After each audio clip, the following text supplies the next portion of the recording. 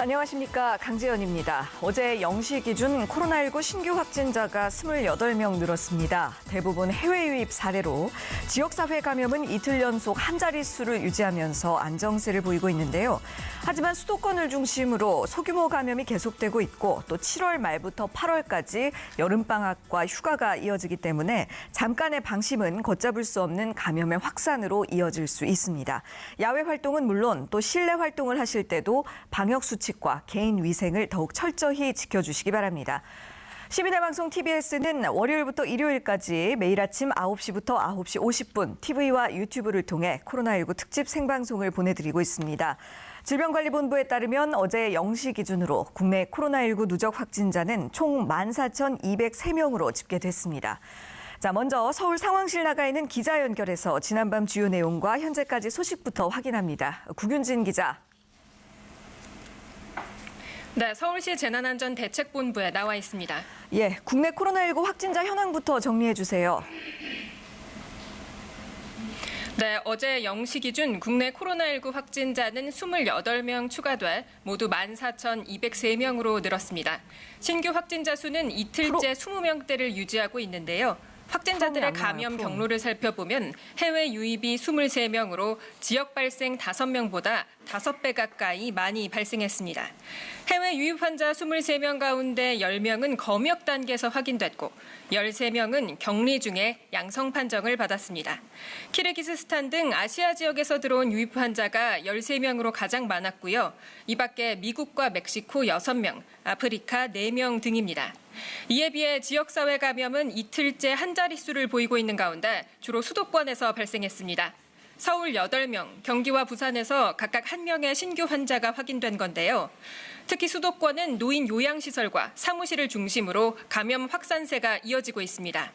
부산의 경우 선원 32명이 확진된 러시아어선 페트로원혼을 통해 수리업체 직원들의 가족까지 잇따라 감염되는 등 지역사회로 이미 N차 전파가 시작됐다는 분석이 나옵니다. 이로써 부산항에 입항한 러시아 선박 관련 국내 확진자는 최소 10명으로 늘었는데요. 부산시는 확진된 수리업체 직원 8명의 가족 24명 가운데 2명이 추가로 확진된 만큼 나머지 가족 22명에 대한 모니터링도 강화할 방침입니다. 네, 이번에는 서울 상황 좀 더 자세하게 짚어보겠습니다. 서울에서는 코로나19 확진자가 총 7명이 추가가 됐죠. 네, 그렇습니다. 어제 오후 6시 기준인데요. 서울 지역의 코로나19 확진자가 7명 추가돼 모두 15,087명으로 늘었습니다. 서울에선 관악구 사무실 관련 감염이 지속되고 있는데요. 기존 확진자의 지인이 격리하던 중에 양성 판정을 추가로 받은 거고요. 또 서울시청에서 도시재생정책 자문 활동을 하던 비상근 위원이 확진되면서 이 위원과 시청에서 접촉한 17명에 대해 검사와 자가격리 조치가 이뤄진 상황입니다. 확진자가 주로 시청 11층을 오갔던 만큼 11층 근무자 170여 명과 또 11층을 자주 방문했던 사람들에 대한 전수검사가 이뤄질 예정이고요. 서울시는 청사 전체에 긴급 방역 소독을 진입했습니다. 네, 그런가 하면 이제 본격적인 무더위를 앞두고 자치구별로 폭염 취약계층을 위한 대책들을 고민하고 있습니다. 예를 들어서 경로당 운영을 제한하거나 또는 무더위 쉼터를 늘리는 이런 식의 방안들이 나오고 있죠. 네, 그동안 코로나19 확산을 막기 위해 노인들이 많이 모이는 시설을 중심으로 휴관이 이뤄졌었는데요. 경로당부터 순차적으로 운영을 재개한 겁니다. 폭염 취약계층에 속하는 노인의 경우 이 무더위로 인해 또 다른 위험에 노출될 수도 있다는 지적이 나오면서 이 시설들에서 사회적 거리 두기 1단계 지침을 준수하는 원칙 하에 운영 재개를 결정한 겁니다. 양천구는 경로당 운영 시간을 평일 오후 1시부터 4시간으로 정하고 인원을 제한하는 등 실내 밀집도를 낮추기로 했습니다. 또 시설 내 감염 관리 책임자를 선정하고 방역 관리 실태를 주기적으로 점검할 계획인데요. 자치구들 가운데 야외 무더위 쉼터를 운영해 실내 전파 위험을 차단하면서 폭염을 피할 수 있도록 하는 방안을 마련한 곳도 있습니다. 구로구는 현재 250여 개 무더위 쉼터를 운영하고 있는데요. 이 밖에도 공원 등 야외 공간을 활용해 쉼터를 15곳 추가로 설치하고 이들 지역에 방역 관리자를 배치할 계획입니다. 네. 자, 한편 자가격리를 하던 중에 무단 탈출한 외국인의 사례와 관련해서는 방역 당국이 재발 방지책을 만들기로 했다고요? 네, 그렇습니다. 경기도 김포 임시 생활시설을 탈출한 외국인 3명은 모두 베트남인으로 지난 20일 입소해 27일 새벽에 탈출한 것으로 추정되고 있습니다. 중앙방역대책본부는 이들이 완강기를 사용해 탈출한 것으로 보고 감사합니다. 소재가 파악되면 강제 추방하고 재입국을 금지하기로 했는데요. 또 임시생활시설에 대한 보안과 통제도 강화할 방침입니다. 외국인들이 자가격리 기간 중에 이탈한 건 이번이 처음은 아닙니다. 지난 26일 오후 6시 기준으로 무단 이탈한 사람은 700여 명 정도인 가운데 외국인이 123명 정도로 파악되고 있습니다. 하지만 방역당국의 감시 감독 아래 놓인 이 임시생활시설을 탈출한 사례는 이번이 처음인데요. 이 같은 사실이 알려지자 임시생활시설이 있는 각 지역에서 우려의 목소리가 나오고 있습니다. 특히 러시아 선박 관련 확산이 이어지고 있는 부산에서는 지역 주민들이 아예 이 생활시설 설치 자체를 반대하고 있습니다. 따라서 임시생활시설에 대한 더욱 철저한 관리감독 매뉴얼이 필요해 보이고요.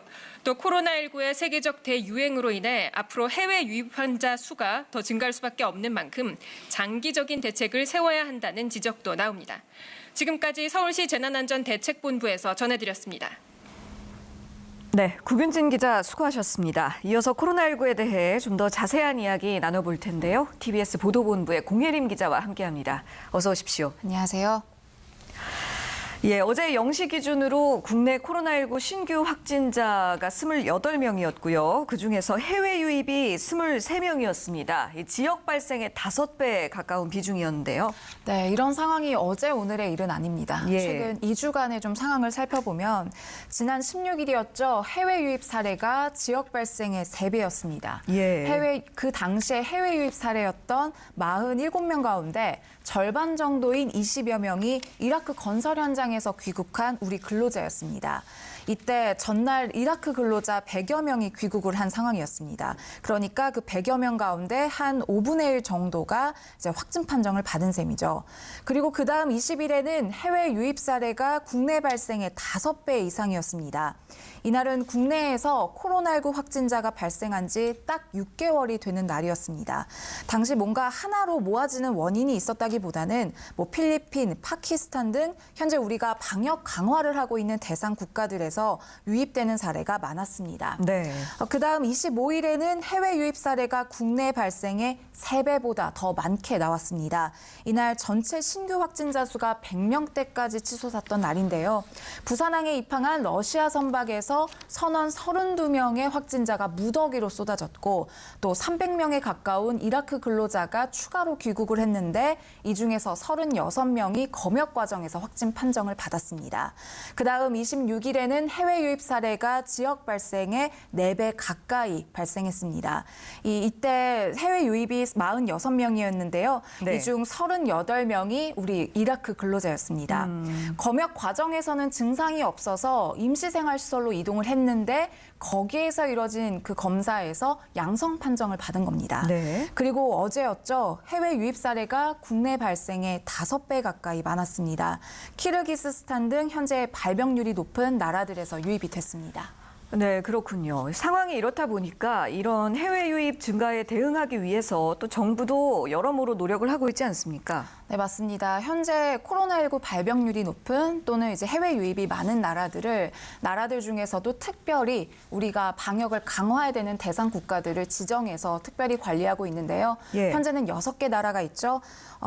방글라데시, 파키스탄, 카자흐스탄, 키르기스스탄, 그리고 필리핀, 우즈베키스탄까지. 이들 6개 나라에 대해서는 정기 항공편의 좌석 점유율을 60% 이하로 낮추고 또 부정기 항공기 편 같은 경우에는 잠시 운행을 중단했습니다. 네. 또 이곳에서 들어오는 외국인은 출발일 기준 48시간 이내에 음성 확인서를 또 제출해야 합니다. 그러니까 48시간 이내에 발급을 받은 음성 확인서를 우리나라에 제출을 해야 하고요. 네. 또 이후인 24일부터는 그동안 사증 없이 입국이 가능했었던 교대 선원들이 사증을 받아야지만 국내로 들어올 수 있게 방역을 강화했습니다. 교대 교대 선언이란 원양어선이나 유조선을 운항하기 위해서 항공편으로 들어오는 외국인들을 뜻하는데요. 예. 사증 면제 협정을 맺었거나 또 무사증을 합의한 21개 나라를 제외한 모든 국가에 적용이 되기 때문에 국내로 들어오는 거의 모든 교대 선언이 이 강화된 방역 강화를 적용받는다고 볼 수 있습니다. 네. 그리고 그제였죠. 27일에는 해외에서 온 외국인 확진자에게도 입원 치료비를 부과할 수 있게 관련 법정이 이제 개정이 됐습니다. 우선 방역 수칙을 어겨서 우리 의료 체계에 고의로 부담을 준 외국인의 한정이 됐는데요. 정부는 앞으로 좀 상황을 살펴보면서 이 방역 강화를 확대할지 논의하겠다는 입장입니다. 네. 또 지자체 차원에서는 어떤 방안들이 시행되고 있나요? 네, 대표적으로는 그 코로나19 이제 사태에 맞아서 그 인천국제공항을 통해서 들어오는 외국인을 전용으로 이제 전담하는 택시를 운행하고 있습니다. 네네. 인천시는 130여 대, 서울시는 200여 대를 공항에 투입을 한 상황입니다. 이 해외 입국자 전용 택시를 이용하게 되면 대중교통을 타지 않아도 목적지까지 갈 수 있기 때문에 접촉을 최소화할 수 있습니다. 예. 택시 내부에는 운전석과 조수석 그리고 뒷좌석에 가림막이 있고요. 또 각종 소독용품을 구비한 상황입니다. 또 택시 안에서 기사도 승객도 마스크를 착용하기 때문에 침방울이 튀기거나 이렇게 전파 가능성이 낮고요. 또 그래서인지 현재까지 택시를 매개로 한 2차 감염 사례는 한 건도 발생하지 않았습니다. 예, 그렇군요. 그런데 이렇게 여러 가지 노력을 기울이고 있지만 그런데도 불구하고 또 어제 해외 유입 확진이 지역사회로 퍼진 사례가 또 발생을 했잖아요. 네, 그렇습니다. 부산항에 입항한 그 러시아 선박으로부터의 유입 사례인데요. 이 선박을 고치기 위해 우리 수리공 70여 명이 배에 올라갔습니다. 그런데 그중 8명이 확진 판정을 받았습니다. 그리고 또 그 8명 중에 1명의 자녀가 어제 추가로 확진이 된 상황입니다. 네. 앞서서 지난 26일에도 확진된 직원의 가족이 양성 판정을 받기도 했는데요. 이렇게 러시아 선원에서 우리 수리업체 직원으로 또 이 직원에서 직원의 가족으로 이렇게 지역사회로 감염되는 사례가 나타나고 있습니다. 네. 부산시는 확진된 수리업체 8명의 가족인 24명 중에서 무려 2명이나 확진자가 나오게 돼서 나머지 그 가족인 22명에 대해서도 모니터링을 강화하겠다는 입장입니다. 네, 그래야겠죠. 이런 가운데 또 부산항에서는 교대 목적으로 내리는 외국인 선원을 대상으로 하는 그 격리 시설이 포화 직전에 이르렀다고 하는데 이 상황은 어떻습니까? 네, 현재 해외 입국자들이 2주 동안 생활을 해야 하는 격리 시설이 부족난을 겪고 있습니다. 예. 네, 현재 부산항에 내리는 교대 선원들은 외국인 교대 선원들은 부산 중구에 있는 한 호텔에서 격리 생활을 하고 있습니다. 네. 그리고 현재 하루에 평균 10명에서 20명 정도가 이제 늘어나고 있다고 해요. 그렇다 보니까 이 호텔의 400개 객실 가운데 290개가 차게 되면 이제 포화 상태에 이르게 되는 건데 예. 그 직전까지 갔다는 거죠. 그래서 하루빨리 다른 격리 시설을 찾아야 합니다. 그러나 이제 주변에 있는 상인들의 반발로 쉽지가 않은 상황인데요. 네. 최근에도 부산 송도 해수욕장 앞에 있는 한 호텔을 격리 시설로 이제 지정을 하려고 했는데 주변 상인들의 반발로 무산이 되기도 했습니다. 예. 이 격리를 위한 시설이 충분해야 그 해외 입국자에 대한 관리가 잘 이루어질 수 있을 텐데요. 실제로 최근에도 베트남인 3명이 격리시설 관리가 허술한 틈을 타서 또 탈출하지 않았습니까? 네, 새벽에 완강기를 타고 밖으로 나갔는데 그러게요. 그날 오후가 돼서야 이제 그 사실을 인지한 사건이었죠. 예. 네, 지난달에는 인천 영종도에서 한국계 미국인이 격리시설에 있는 비상구를 통해서 밖으로 나가서 편의점에서 담배를 사다가 경찰에 붙잡히기도 했습니다. 그에 앞서서 지난 4월에는 이탈리아 교민이 담배를 사려고 격리시설에 있는 비상계단을 통해서 시설 안에 있는 편의점으로 가는 사건도 있었습니다. 예. 그러니까 격리가 전혀 안 됐던 거죠. 네. 이렇게 해외 입국자가 격리시설을 무단으로 이탈하는 사례가 왕왕 발생하자 이를 막기 위해서 격리시설 주변에 경찰 순찰을 강화하고 또 CCTV를 확대하겠다는 방침을 내놓기도 했습니다. 예. 자, 이렇게 꼭 필요한 사항임에도 불구하고 격리시설 지정을 두고 이렇게 주변 상인들이 크게 반발하는 가장 큰 이유는 사실 근본적으로 생각했을 때는 이 코로나19 사태 때문에 경기 침체가 지금 오래 지속되고 있기 때문이 아닐까 하는 생각이 드는데요. 네, 맞습니다. 그래서 경제 위기를 극복하기 위해서 노사정이 좀 협력을 하자라는 내용의 협약이 어제 나왔습니다. 네. 대통령 직속 사회적 대화기구인 경제사회노동위원회는 어제 코로나19 위기 극복을 위한 노사정 협약을 체결했습니다. 협약 내용을 좀 살펴보면요. 우선 코로나19 위기 속에서도 고용이 유지될 수 있게 고용유지 지원금을 비롯한 각종 현재 지원 정책을 강화하겠다는 내용입니다. 그중에서도 고용유지 지원금은 경영난에 휴업을 감행하고 있는 기업의 인건비 일부를 지원하는 정책인데요. 지급 수준을 휴업수당의 90%까지 올리는 특례 조치를 3개월 연장하기로 했습니다. 네. 또 여행사처럼 코로나19 사태에 고용률이 크게 줄어들 수 있는 업종에 대해서는 특별 고용 지원 업종으로 지정해서 지원 방안을 강구하기로 했습니다. 또 이 노사정 협약에 따르면 모든 취업자를 대상으로 하는 전 국민 고용보험 제도의 로드맵을 올해 말까지 완료하기로 했습니다. 또 고용보험기금의 재정 안정성을 위해서 현재 고용보험료를 인상하는 방안도 논의 중에 있습니다. 네. 아울러 업무와 상관없는 질병을 병원에서 치료받는 과정에서 발생하는 소득 손실을 보전해주는 상병수당 도입에 대해서도 논의가 시작될 전망입니다. 자, 이번 협약식에 자리한 문재인 대통령, 이번 노사정 협의의 의미에 대해서 강조하고 또 강조했습니다. 자세한 내용은 TBS 보도를 통해 확인하시겠습니다. 민주노총의 거부로 최종 타결이 무산된 노사정 대표자 회의 잠정 합의안. 사회적 대화기구인 경제사회노동위원회가 다시 이어받아 오늘 노사정 합의문을 체결했습니다. 취임 후 처음으로 경사노위 회의실을 찾은 문재인 대통령은 민주노총의 불참은 아쉽지만 이번 협약은 경제 주체들의 양보로 이뤄낸 소중한 결실이라고 평가했습니다. 합의문에는 노사의 고통 분담이 모두 담겼습니다. 경영계의 경우 고용 유지를 위해 최대한 노력하고 노동계는 근로시간 단축이나 휴업 등 고용 유지를 위한 기업의 조치에 적극 협력한다는 내용이 핵심입니다. 정부도 전국민 고용보험 도입을 위한 로드맵 마련, 상병수당의 사회적 논의 추진 등 고용사회 안전망 강화에 힘을 보태기로 했습니다. 문 대통령은 협약식을 청와대에서 하자는 의견도 있었지만 경사노위 회의에 참석하는 게 더 큰 의미라고 생각했다며 힘을 실어주고 싶은 마음이 간절했기 때문이라고 설명했습니다. 문 대통령은 또 코로나 위기를 극복한 뒤 본격적으로 다가올 디지털 경제 시대에 대비하기 위해서라도 대타협이 절실하다면서 앞으로도 경사노위에서 합의한 내용을 정부가 차질 없이 이행하겠다는 의지를 거듭 강조했습니다. TBS 강세영입니다.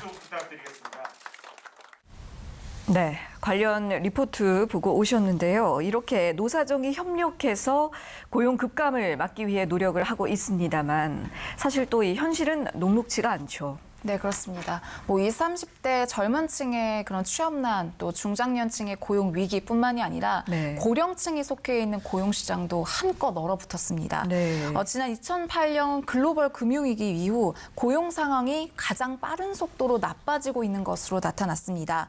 지난 5월 기준 55세에서 79세 고령층 인구는 1,427만 1,000명으로 고용률은 55%를 조금 넘었습니다. 이는 1년 전보다 0.6%포인트 낮아진 수치입니다. 특히 건설업이나 도소매, 음식 숙박업 등에서 일자리를 많이 잃은 상황입니다. 자, 고령층을 대상으로 일자리를 왜 잃었는지 그 이유를 분석해 보니 사업 부진, 조업 중단, 휴폐업이 가장 많았습니다. 그러니까 네. 본인의 의지와는 상관없이 일자리를 잃은 고령층이 많다는 뜻입니다. 네, 그렇군요. 어쨌든 이 남녀노소를 불문하고 이런 연령층을 불문하고 지금 이 전반적으로 굉장히 경제적인 타격이 크지 않습니까? 맞습니다. 또 이것을 서서히 회복해 가기 위한 어떤 또 시간과 노력과 고민들이 많이 이어져야 할 것으로 보입니다. 그런가 하면 감염병에 대한 공포를 수년 전에 예견해서 화제가 됐던 빌 게이츠가 또 조만간 코로나19 사망률이 크게 낮아질 것이다. 이런 예견을 내놨다고요? 네, 빌 게이츠 마이크로소프트 창업주가 최근 한 언론과의 인터뷰에서 치료제 개발로 연말쯤이면 코로나19 사망률이 상당히 낮아질 것이다라고 내다봤습니다. 올해 연말에요? 네, 맞습니다. 네네. 게이츠가 운영하는 재단은 현재 코로나19 치료제와 백신 개발에 막대한 자금을 투입하고 있는데요. 그중에서도 길리어드 사이언스에서 만든 렘데시비르를 가장 앞선 치료제로 꼽았습니다. 예. 그러면서 정맥 주사로 투여하는 렘데시비르 외에도 입을 통해서 투여하는 두 종류의 항바이러스제가 이제 활발하게 연구되고 있다며 이런 낙관론을 펼쳤습니다. 네, 다소 낙관론적인 입장이기는 합니다만 뭐 이렇게 긍정적인 소식들이 올해 안에 많이 들려오면 좋겠네요. 지금까지 TBS 보도본부 공예림 기자와 이야기 나눴습니다. 수고하셨습니다. 네, 지금 여러분께서는 코로나19 특집 생방송 TBS와 함께하고 계십니다. 네, 계속해서 전문가와 함께 코로나19 관련 국내외 현황과 이슈들 짚어보는 시간입니다. 먼저 김경우 서울백병원 가정의학과 교수 모셨습니다. 안녕하십니까? 네, 안녕하세요. 그리고 정철진 경제평론가도 함께하십니다. 어서 오십시오. 네, 안녕하십니까? 자, 어제 0시 기준으로 추가된 신규 확진자 총 28명이었습니다. 이 중에서 특히 국내 발생이 눈에 띄게 줄어들었는데요. 그제는 9명으로 한 자릿수에 진입을 했고 또 어제는 5명까지 지역 감염 확진자 수가 줄어들면서 이틀 연속 한 자릿수를 유지하고 있습니다. 이런 현재 상황 어떻게 평가하고 계시는지요? 네, 계속 좀 추이를 지켜봐야 될 것 같고요. 네. 신규 확진자 수가 더 증가하지 않는 것은 이제 긍정적인 소식으로 기대가 되지만 네. 우리가 위험도 평가할 때 좀 보는 다른 지표, 깜깜이 환자 비율 같은 경우에도 지금 뭐 6.5%로 줄어드는 것 같지만 이건 약간 그 해외 신규 입국자들이 많아지기 때문에 네네. 상대적으로 적어 보이는 착시 효과이기 때문에 국내 확진자 중에서 감염 경로 불명 비율은 오히려 증가하거나 줄어들지 않고 있기 때문에 예. 깜깜이 환자 비율이 아직 좀 우려가 되는 부분이 되겠고 네. 이것에 비례해서 방역 막내 통제 비율도 역시 아직 효과적으로 통제되고 있지 않기 때문에 언제든지 깜깜이 환자, 감염 경로 불명 환자가 어떤 방역 수칙을 잘 지키지 않는 소집단에 이렇게 퍼졌을 때 10명, 20명씩 대규모로 확진자가 증가할 가능성이 얼마든지 남아있다 이렇게 볼 수 있겠습니다. 네. 그러니까 그 많은 전문가들이 짚어주신 것처럼 신규 확진자의 어떤 그 수치보다는 그 질이랄까요? 그 내용이 중요하다라는 부분을 또 지적을 해주신 것 같은데요. 어쨌든 수치적으로 봤을 때는 국내에 발생 신규 확진자가 계속해서 줄어들고 있는 것은 사실입니다. 그런데 이에 반해서 해외 유입발 감염은 여전히 지속되고 있죠. 러시아 선박과 관련해서 어제도 3차 감염 사례가 나왔고요. 방역 당국에서는 지역으로 전파될 위험은 적다라고 밝혔었는데 결국에는 이것이 N차 감염으로 지금 이어지고 있는 상황입니다. 따라서 이 부분에 대한 방역 대책이 미흡했던 것은 아닌가 하는 좀 아쉬움도 들거든요. 네, 그렇습니다. 이제 항만 방역인데요. 좀 흥미로운 점은 3월 초에 그러니까 중국발 코로나가 유행할 때 도선사 한 분이 그 중국에서 오는 배에 대해서 그 도선 업무를 거부한 적이 한 번 있었습니다. 네네. 코로나 감염 위험 때문에. 네, 그때 이제 해양수산청에서 이 도선사를 그 도선 업무 고발에 대해서 경찰청에 고발한 사건이 있었는데요. 네.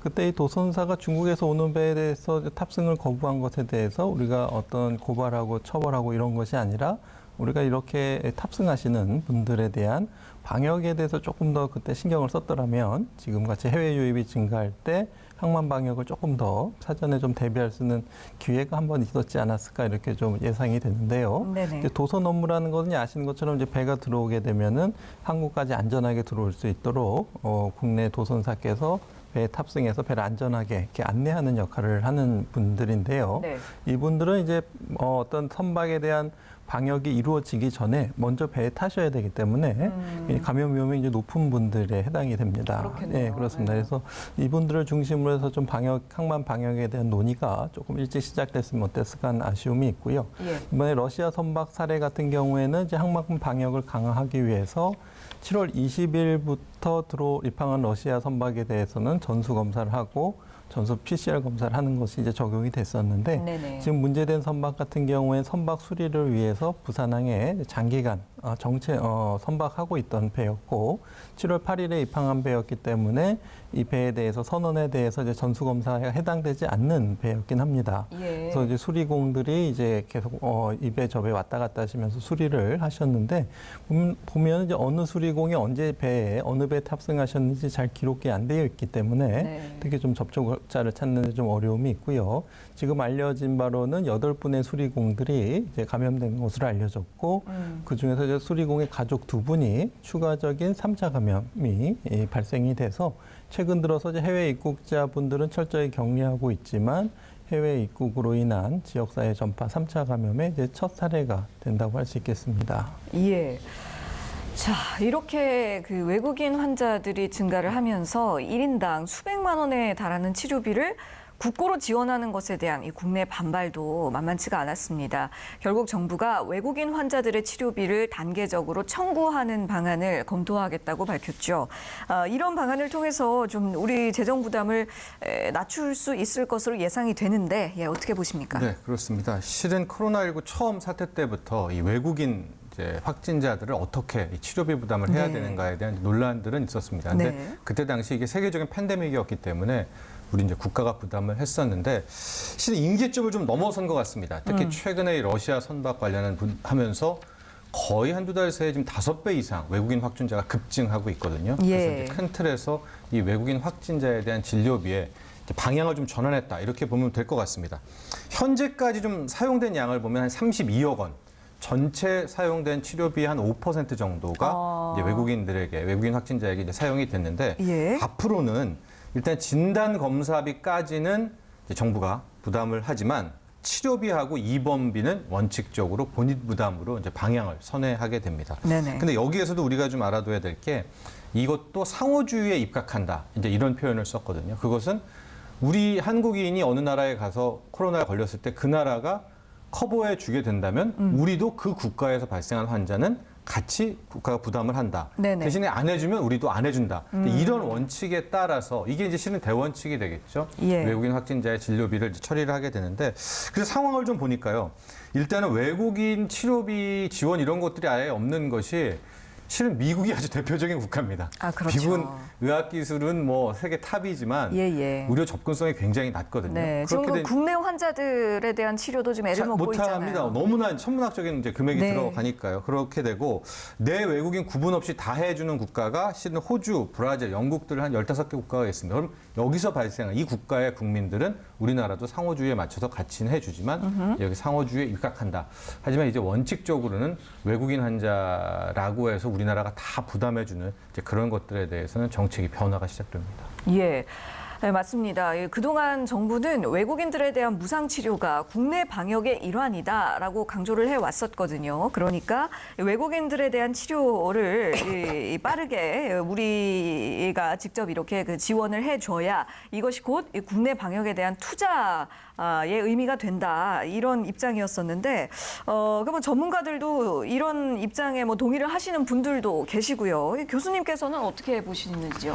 네, 일단은 그 외국에서 들어오시는 분들의 관리는 우리가 두 가지. 첫 번째는 이제 확진되지 않은 분들을 내국인, 외국인 모두 할 것 없이 2주간 자가격리 의무화 이것이 있고요. 이것은 이제 확진되신 분이 아니고 이제 격리를 의무화하는 거고 거기에 드는 비용은 이제 외국 분들이 들어오실 때 하루에 10만 원씩 이렇게 내는 것을 동의한 상태에서 들어오시거든요. 그래서 만약에 거부하시게 되면은 다시 본국으로 돌아가셔야 되고 이런 점이 있고요. 그다음에 두 번째는 지금 말씀하신 것처럼 확진되신 분들에 대한 관리가 되겠는데요. 예. 사실 이제 외국에서 들어오신 분들은 대부분 연령이 젊으시고 기저질환이 없고 여행이 좀 자유로운 분들 위주로 들어오고 있기 때문에 아직까지는 그 외국인 분 중에서 중증이나 위중 환자가 발생한 사례는 아직은 보고되고 있지는 않는데요. 네. 이렇게 그 외국 경증 환자분들이 오시게 되면은 아무래도 특별히 한 치료나 어떤 약이 들어가는 건 아닙니다. 네네. 다만 그분들을 격리 시설에서 치료 시설에서 관찰하면서 이제 증상이 악화되는지를 관찰하는 정도이기 때문에 네네. 그런데 이분들을 이제 병원의 격리병상에서 관찰할 것이냐 아니면 생활치료센터와 같은 생활시설에서 관리할 것이냐에 따라서 이제 비용이 좀 다르게 들 수가 있겠는데요. 예. 아무래도 이제 어떤 치료비나 의학적인 치료 비용이 드는 것보다는 이분들을 격리하고 관리하고 어떤 생활 지원을 하고 이런 비용 위주로 들어가고 있기 때문에 어떻게 보면은 비용을 좀 이렇게 절약해서 큰 돈 안 들이고 이제 관리할 수도 있거든요. 그래서 이분들에 대해서는 사실 경증 환자를 병원에 입원시킬 필요는 없고 해외 같은 경우에는 대부분 자가 격리를 하면서 관찰하는 경우가 많기 때문에 예.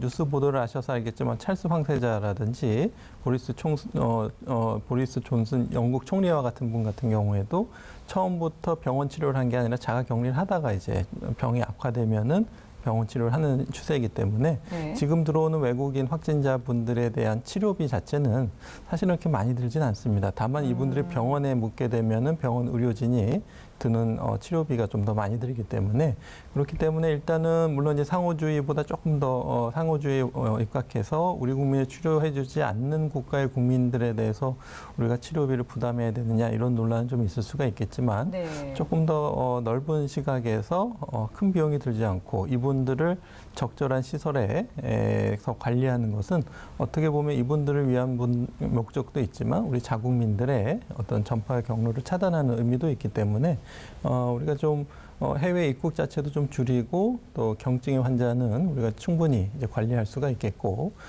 만약에 한다면은 이제 만약 격리 시설이 마음에 들지 않는다, 뭐 치료 시설이 마음에 들지 않는다 그러면은 일부 자기가 비용을 부담해서 뭐 좀 환경을 바꿔주는 뭐 이 정도는 좀 고려해 볼 수는 있겠지만 네. 일단은 그 조금 너무 이렇게 상호주의 엄격하게 적용해서 모든 외국인이라든가 아니면은 국민에게 치료비를 지원해주지 않는 나라에 대해서 강제적으로 치료비를 청구하는 것은 아직은 조금 빠른 것 같고요. 물론 이제 법적으로 검토하는 것은 자가격리 준수 의무를 위반한 외국인부터 치료비를 적용하지 않겠다는 거기 때문에 네. 단계적으로 확대해 나가는 정책이 필요할 것 같습니다. 예, 그렇습니다.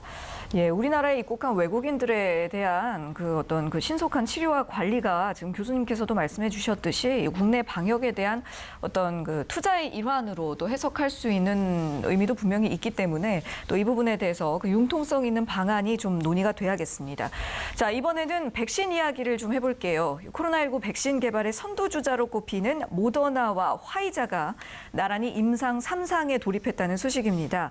우리나라도 내년 9월쯤에는 국산 백신을 개발할 수 있을 거라는 전망이 나오고 있는데 현재 백신 개발 상황은 어떻게 진행이 되고 있습니까?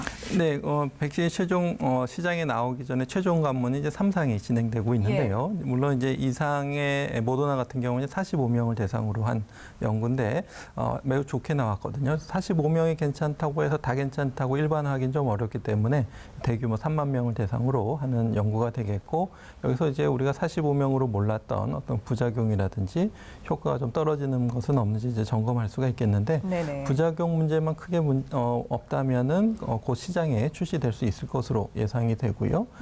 또 그 메신저 RNA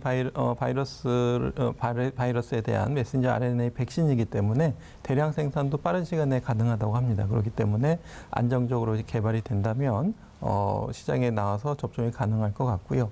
미국 인구가 이제 3억 명인데 그 중에서 접종을 하겠다는 분들이 한 60% 정도, 한 2억 명 정도밖에 안 될 거기 때문에 만약에 미국에서 뭐 3억 개, 6억 개를 생산한다고 한다면 또 해외로도 많이 좀 수출이 될 것 같고요.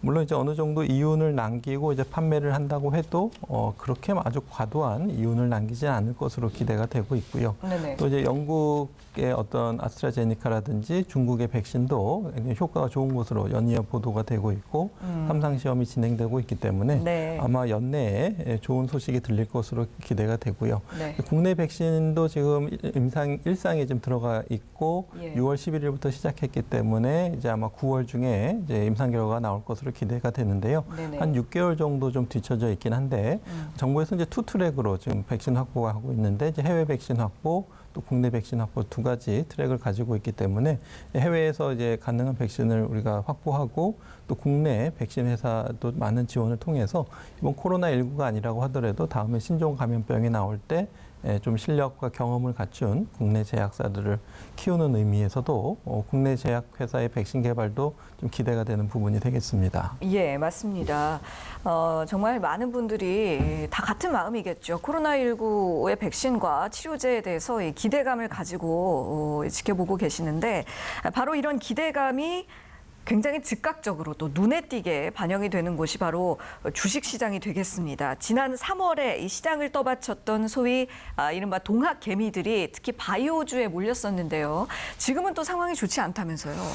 그렇습니다. 이제 백신이 개발되고 뭐 성공 가능성이 높아진다는 이런 소식들은 큰 틀에서 코로나19 감염병 이제 뭐 해결에 혹은 뭐 경제에 굉장히 좀 긍정적인 소식이기는 한데 예. 이것이 조금 왜곡돼서 일종의 바이오 테마를 형성해서 지금 국내 주식 시장에 뭐 하나의 뭐라고 그래야 될까요? 뭐 진짜 뭐 열풍, 뭐 돈몰이를 하고 있습니다.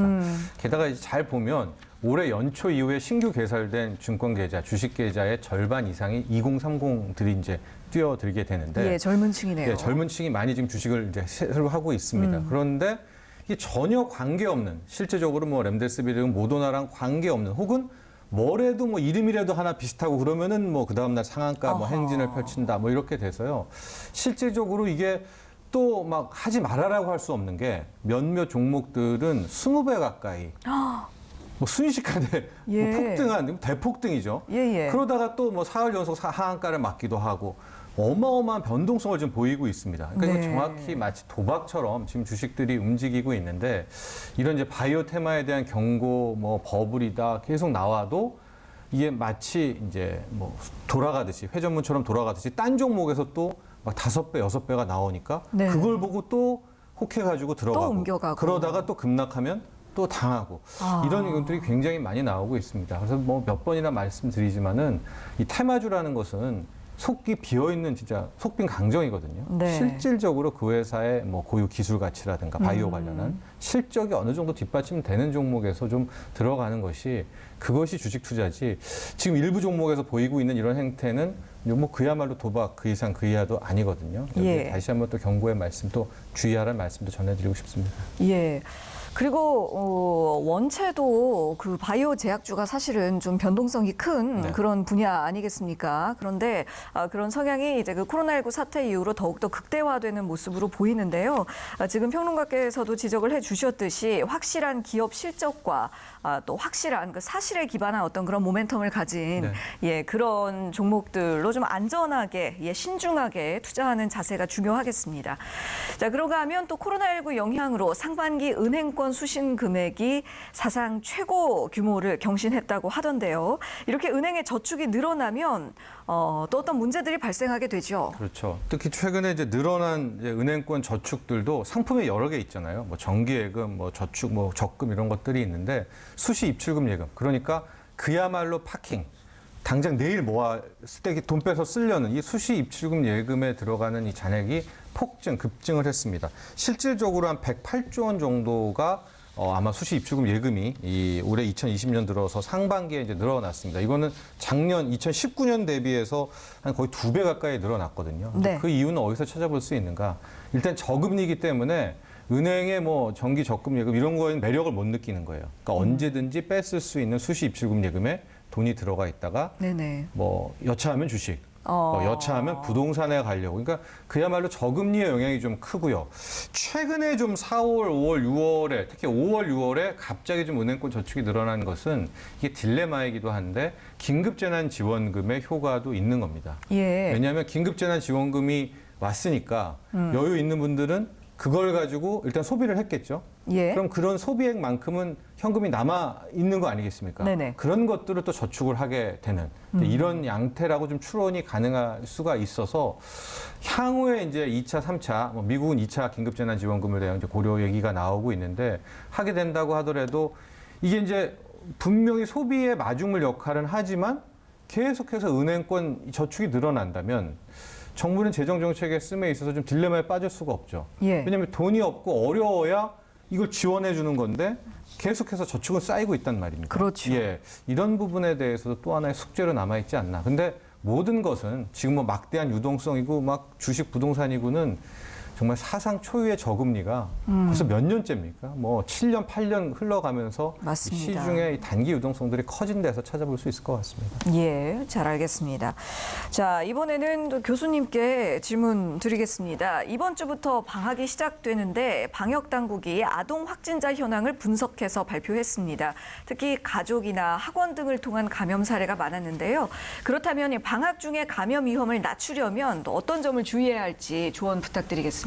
네, 방역당국에서 이제 5월 이후에 이제 3세에서 18세 아동들의 감염 경로 111명을 분석을 해봤더니 대부분 가족 감염이 60% 이상을 차지했다는 겁니다. 그러니까 네네. 부모님이라든지 할아버지, 할머니를 통해서 감염된 사례가 대부분을 차지했고, 이제 3개월간 이제 등교 수업을 하면서 학교 내에서 감염된 사례는 한 사례밖에 없었다는 거죠. 그러니까 학교 네. 방역을 그만큼 모든 분들이 철저히 잘 관리해 주신 효과라고 할 수 있겠고, 학교에서 이렇게 대부분 학생들이 이제 학교 방역으로 학교에 다니다가 이제 방학을 하게 되면은 주로 학원이라든지 또 일부 학생들은 이제 다중이용시설 방문이 또 늘어날 수 있거든요. PC방이라든지 노래방이라든지. 그렇기 때문에 물론 이제 학원 내에서도 방역 수칙을 잘 지켜주시는 거 철저히 해주셔야 될 것 같고요.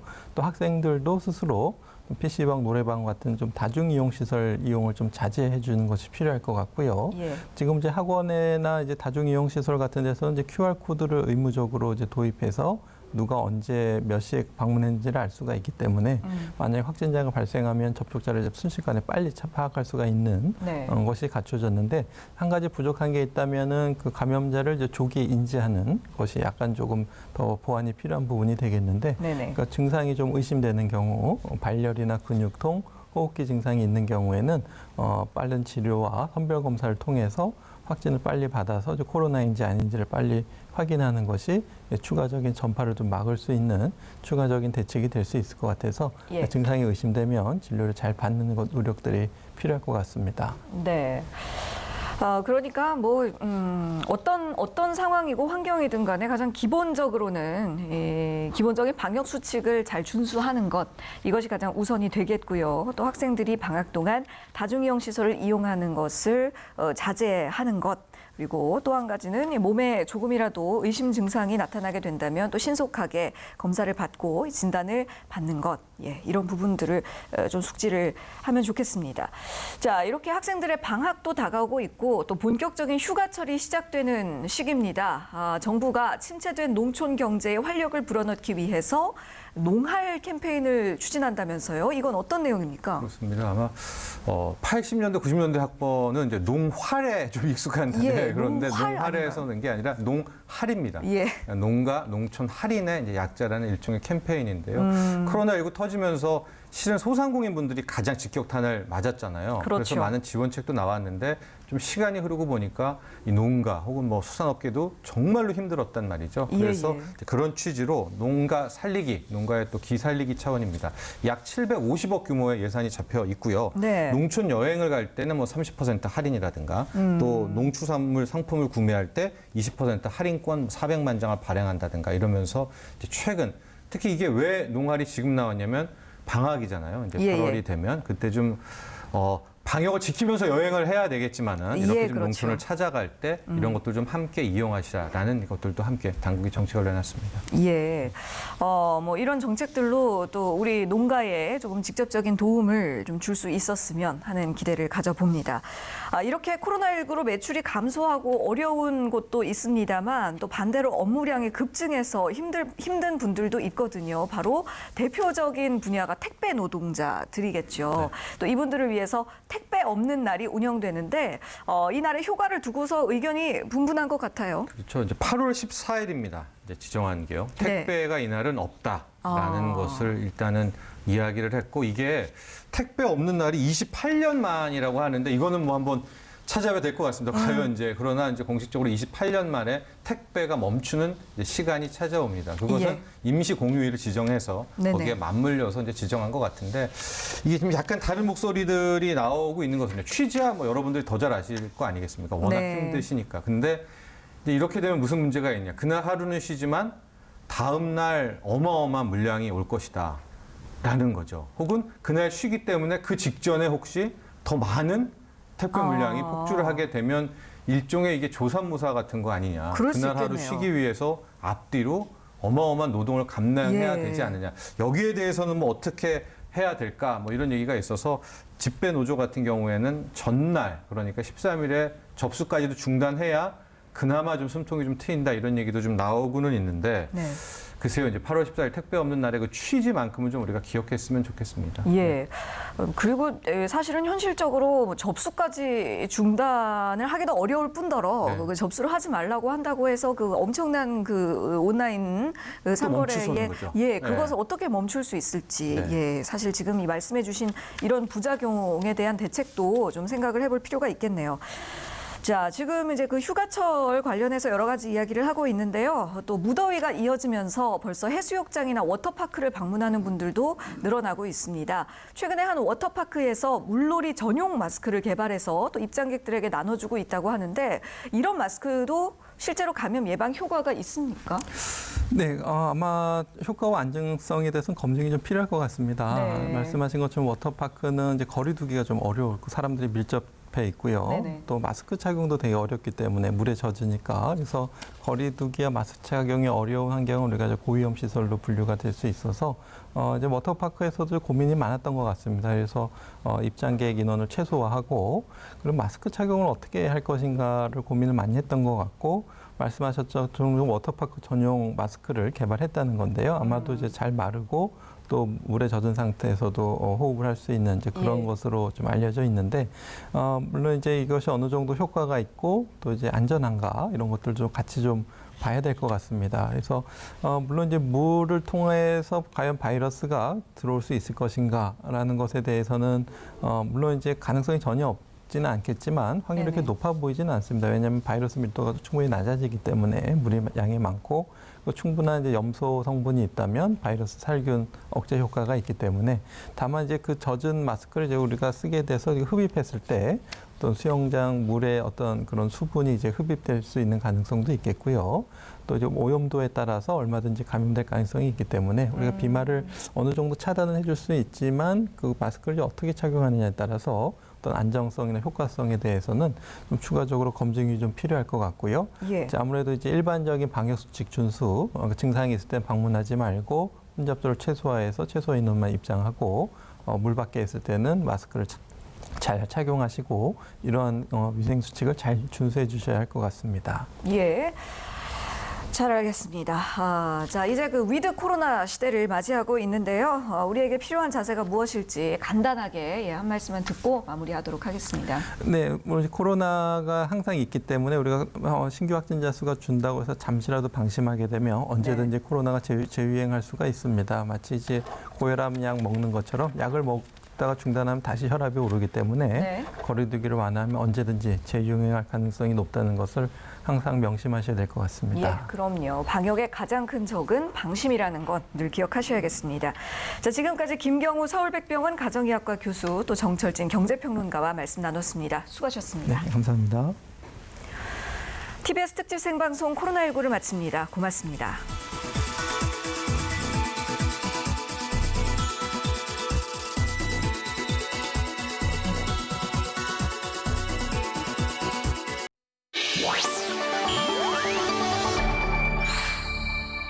TBS